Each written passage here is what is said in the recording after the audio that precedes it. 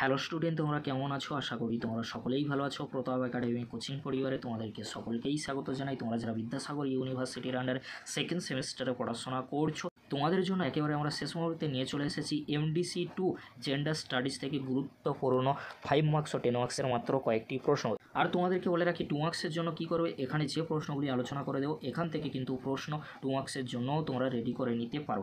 চলো তাহলে gender studies থেকে আমরা গুরুত্বপূর্ণ 5 মার্কস ও 10 মার্কসের প্রশ্নগুলি দেখে নেব।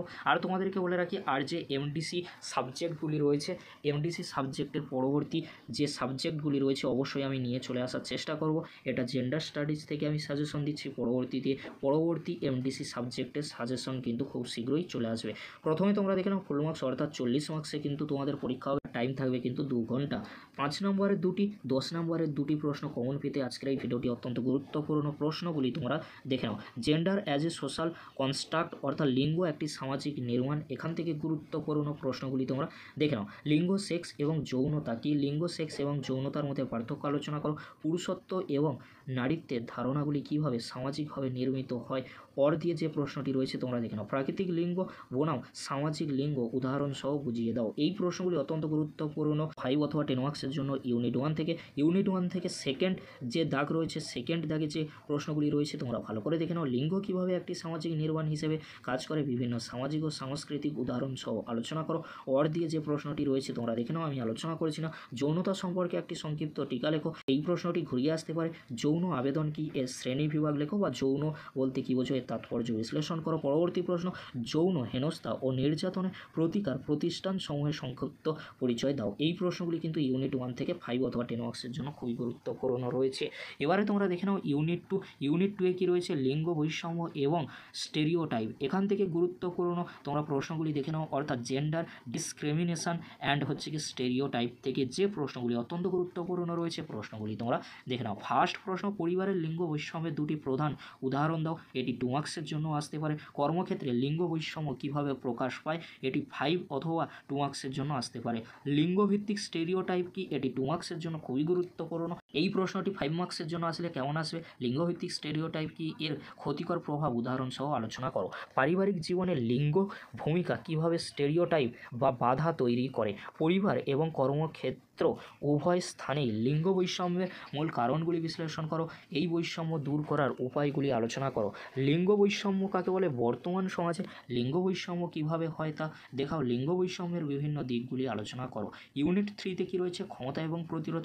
এখান থেকে গুরুত্বপূর্ণ 5 মার্কস ও 10 মার্কসের মাত্র কয়েকটি প্রশ্ন তোমরা দেখে নাও। ভারতের নারী আন্দোলনের মূল লক্ষ্যগুলি কী ছিল, তোমরা প্রশ্নগুলি ভালো করে দেখে নাও। এখানে কিন্তু অর দিয়ে রয়েছে, অবশ্যই তোমরা প্রশ্নগুলি ভালো করে রেডি করবে। পরবর্তী প্রশ্ন, নারী আন্দোলনের বিভিন্ন রূপরেখা সংক্ষেপে আলোচনা করো। ক্ষমতা কাঠামোতে লিঙ্গ কীভাবে কাজ করে, প্রশ্নগুলি কিন্তু অত্যন্ত গুরুত্বপূর্ণ রয়েছে 5 অথবা 10 মার্কসের জন্য।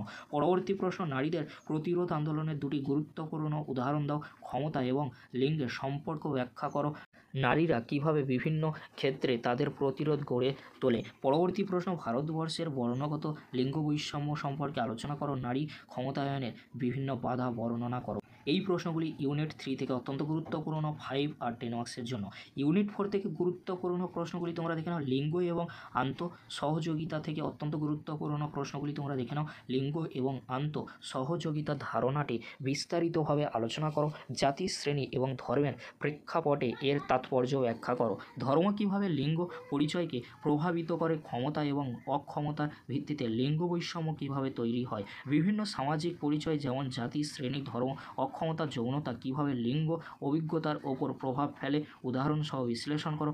যৌনতা কীভাবে লিঙ্গ পরিচয়ের সাথে যুক্ত। নারী ও পুরুষের সক্ষমতা ও অক্ষমতা নিয়ে একটি খসড়া রচনা করো। শ্রেণীগত লিঙ্গ বৈষম্য বলতে কী বোঝায়, ভারতবর্ষের জাতিগত লিঙ্গ বৈষম্য সম্পর্কে আলোচনা করো। হিন্দু ও ইসলাম ধর্মে লিঙ্গ বৈষম্য, নারীর ভূমিকা সম্পর্কে আলোচনা করো। এবারে তোমরা দেখে নাও ইউনিট 5 লিঙ্গভিত্তিক সহিংসতা। এখান থেকে গুরুত্বপূর্ণ প্রশ্নগুলি তোমরা দেখে নাও।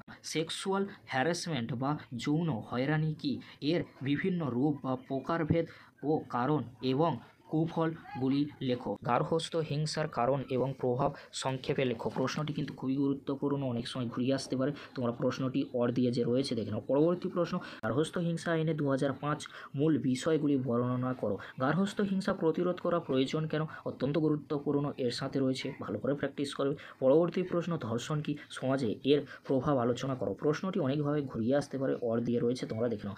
এই প্রশ্নগুলি 5 অথবা 10 মার্কসের জন্য খুবই গুরুত্বপূর্ণ। একের দাগে আমি রেখেছি, অবশ্যই তোমরা একের দাগে প্রশ্নগুলি ভালো করে উত্তর রেডি করবে। এবারে তোমরা দেখে নাও 2 এর দাগে সাইবার ক্রাইম কীভাবে লিঙ্গভিত্তিক সহিংসতার একটি রূপ। প্রশ্নটি ঘুরিয়ে আসতে পারে, অর দিয়ে রয়েছে, ভালো করে দেখে নাও। পরবর্তী প্রশ্ন, লিঙ্গভিত্তিক গার্হস্থ্য ও পারিবারিক হিংস্রতা সম্পর্কে খসড়া রচনা করো। প্রশ্নগুলি কিন্তু অত্যন্ত গুরুত্বপূর্ণ।